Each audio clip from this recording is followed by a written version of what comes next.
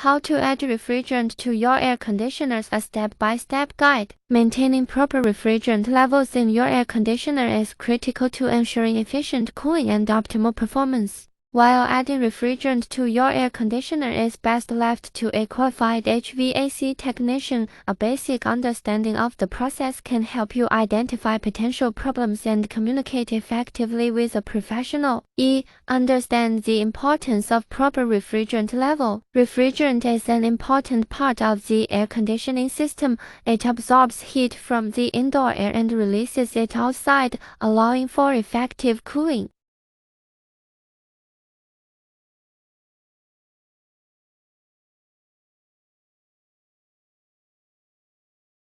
The correct amount of refrigerant is necessary for the system to operate efficiently. Insufficient refrigerant content can result in reduced cooling capacity, increased energy consumption, and potential damage to the compressor.